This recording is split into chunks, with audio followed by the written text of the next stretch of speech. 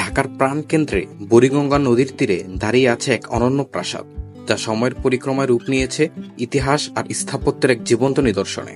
একসময় এই প্রাসাদে চলত রাজনীতি, কূটনীতি আর রাজকীয় জীবনযাপন, আর আজ সেটি হয়ে উঠেছে পর্যটকদের জন্য এক অবিস্মরণীয় গন্তব্য। বলছি সেই গোলাপি প্রাসাদ খ্যাত আহসান মঞ্জিলের কথা।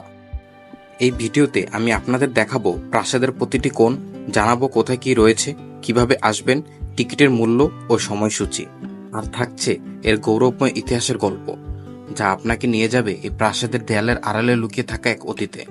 তাই পুরো ভিডিওটি অবশ্যই দেখবেন। এটি হতে যাচ্ছে আপনার আহসান মঞ্জিল ভ্রমণের একটি সম্পূর্ণ গাইড। আহসান মঞ্জিল পুরান ঢাকার ইসলামপুর এলাকায় বুড়িগঙ্গা নদীর তীরে অবস্থিত। সদরঘাট থেকে এটি খুব কাছে হওয়ায় এখানে আসা বেশ সহজ। বাসে আসতে চাইলে গুলিস্তান বা সদরঘাটগামী যে কোনো বাসে উঠতে পারেন। সদরঘাট থেকে পায়ে হেঁটে বা রিকশায় চড়ে সহজেই আহসান মঞ্জিলে পৌঁছানো যায়। আর গুলিস্তান থেকে চাইলে রিকশা বা সিএনজি তো আসতে পারেন, তবে ভ্রমণে একটু ভিন্ন অভিজ্ঞতা নিতে চাইলে ঘোড়ার গাড়িতে চড়ে আসাটা হতে পারে দারুণ এক রোমাঞ্চকর যাত্রা। আহসান মঞ্জিলে প্রবেশের টিকিট মূল্য জনপ্রতি 40 টাকা, তবে 3 থেকে 12 বছর বয়সী শিশুদের জন্য টিকিট মূল্য 20 টাকা। এই প্রাসাদটি সকাল 10:30 থেকে বিকাল 5:30 পর্যন্ত খোলা থাকে। শুক্রবার শুধু দুপুর 3টা থেকে সন্ধ্যা 7:30 পর্যন্ত খোলা থাকবে, আর সাপ্তাহিক বন্ধ থাকবে প্রতি বৃহস্পতিবার। প্রাসাদে প্রবেশ করলেই হাতের ডান দিকে দেখতে পাবেন লাগেজ কাউন্টার, যেখানে সাথে করে নিয়ে আসা ব্যাগ বা বড় প্যাকেট জমা রাখতে হবে, কারণ ভিতরে এগুলো নিয়ে প্রবেশ নিষেধ। ভিতরে প্রবেশ করলেই দেখা মিলবে বিখ্যাত সেই গোলাপি ভবনটির, যার স্থাপত্য শৈলী এক কথায় চমৎকার। ইউরোপীয় ও মুঘল স্থাপত্যের অপূর্ব সমন্বয়ে গড়ে ওঠা এই ভবনটি ছিল নবাব পরিবারের আবাসস্থল।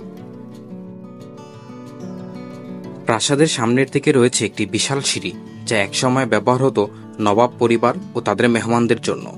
এর সামনে বিস্তৃত খোলা প্রাঙ্গণ, যেখান থেকে পুরো প্রাসাদকে দেখে মনে হয় এর জন্য একটি জীবন্ত ইতিহাসের ক্যানভাস।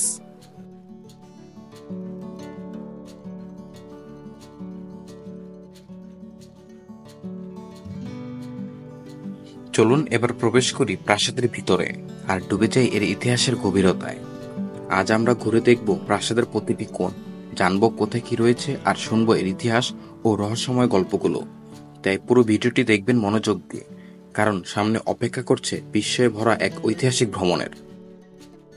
প্রাসাদের ভেতরে ঢুকে প্রথমে আপনার চোখে পড়বে একটি বর্ম, যা সেই সময়কার সৈনিকদের প্রতিরক্ষার জন্য ব্যবহৃত হতো। বর্মটি পেরিয়ে বারান্দা অতিক্রম করলে আপনি পৌঁছে যাবেন অন্য একটি কক্ষে, যেখানে প্রাসাদের শাসকদের পরিচয় এবং তাদের শাসনামলের নানা গুরুত্বপূর্ণ তথ্য সম্পর্কে জানা যায়। এছাড়াও দেখতে পাবেন নবাব আমলের ব্যবহৃত বিভিন্ন তৈজসপত্র, যেমন রেহেল, কেতলি, বাটি সহ আরো অনেক কিছু।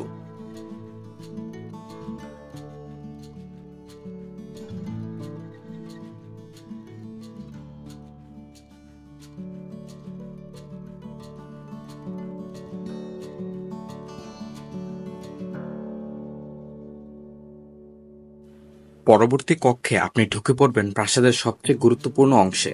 এখানে দেখতে পাবেন একটি বিশাল রাজকীয় ডাইনিং হল রুম। হয়তো এটিই ছিল আলোচনার কেন্দ্রস্থল, যেখানে হয়তো সিদ্ধান্ত নেওয়া হতো সেই সময়কার গুরুত্বপূর্ণ বিষয়গুলোতে।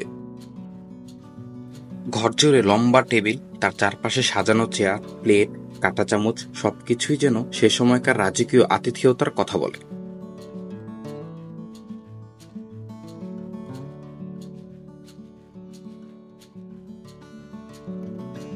পরবর্তী কক্ষে রয়েছে একটি বিশাল হাতির মাথার খুলি। খুলিটিতে দুটি মজবুত দাঁত স্পষ্টভাবে দেখতে পাবেন।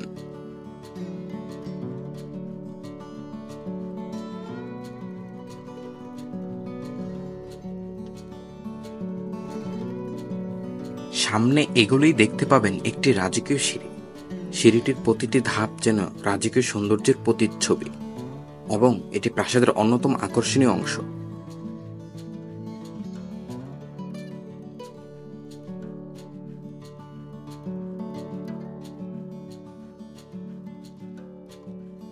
এখানে প্রদর্শিত হয়েছে নবাব আমলের প্রাচীন চিকিৎসা সরঞ্জাম ও যন্ত্রপাতি।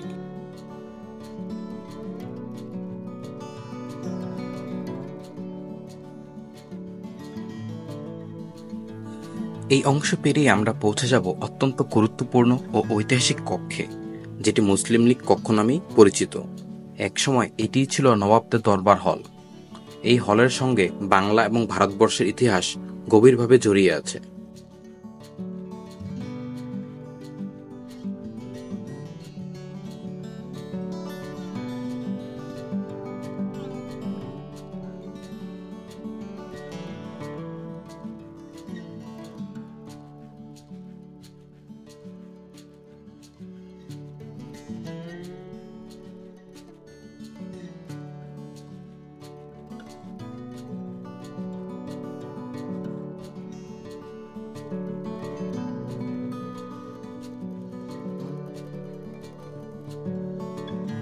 মুসলিম লীগ কক্ষের পাশেই রয়েছে বিলিয়ার্ড কক্ষ, যেখানে রয়েছে একটি 8 বল পুল খেলার টেবিল।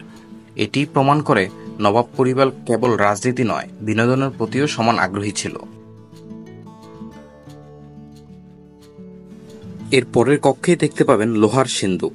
সিন্দুকগুলো অত্যন্ত মজবুত ও বিশাল আকৃতির, যা সে সময়কার মূল্যবান জিনিসপত্র সংরক্ষণে ব্যবহৃত হতো।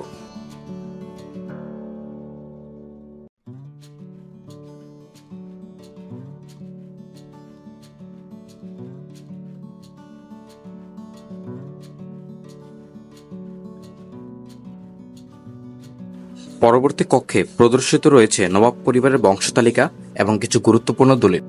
1859 সালে নবাব আব্দুল গনি এই প্রাসাদের নির্মাণ কাজ শুরু করেন এবং তার পুত্র আহসানুল্লাহ নামেই এর নামকরণ করেন আহসান মঞ্জিল।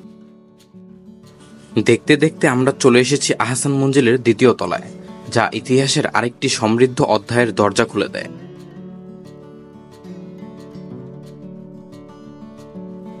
এখানেই আপনি দেখতে পাবেন বিখ্যাত ও গুরুত্বপূর্ণ ব্যক্তিদের চিত্র, যারা নবাব পরিবারের সাথে সম্পর্কিত ছিলেন এবং সমসাময়িক ইতিহাসে প্রভাব ফেলেছিলেন।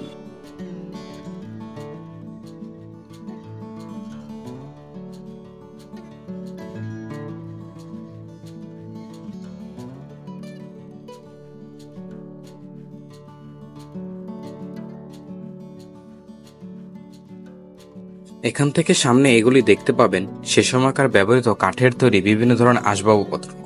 এখানে প্রদর্শিত রয়েছে চেয়ার, টেবিল, আয়না এবং আরো অনেক কিছু। এগুলো শুধু ব্যবহারের জিনিস নয়, বরং রাজকীয় জীবনের আভিজাত্যের প্রতীক।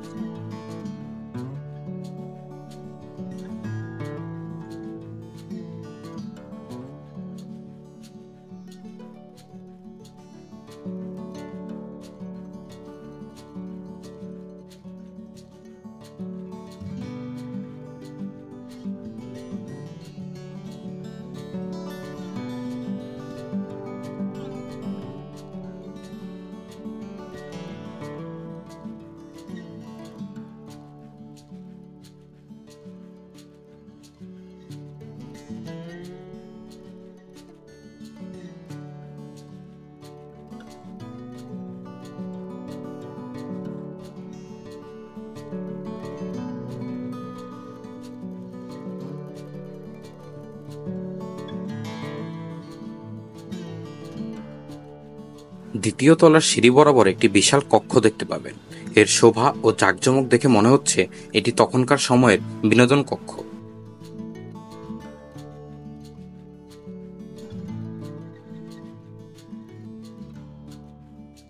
দৃষ্টিকার্য বিশাল এই দরজাগুলো প্রমাণ করে এই প্রাসাদ কেবল বসবাসের জন্য নয়, আভিজাত্যের প্রতীক হিসেবেও তৈরি করা হয়েছিল।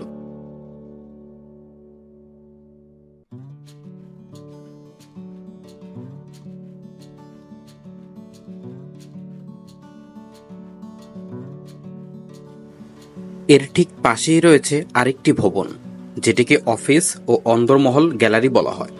চলুন এর ভিতরে ঘুরে দেখি এখানে কি কি রয়েছে।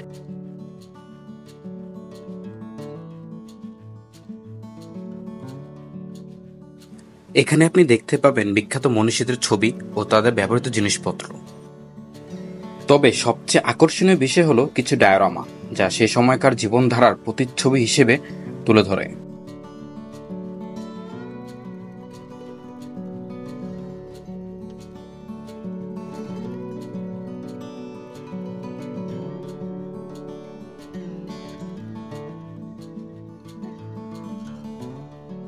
তো ভিউয়ার্স, এটাই ছিল আমাদের আজকের আহসান মঞ্জিল ভ্রমণ।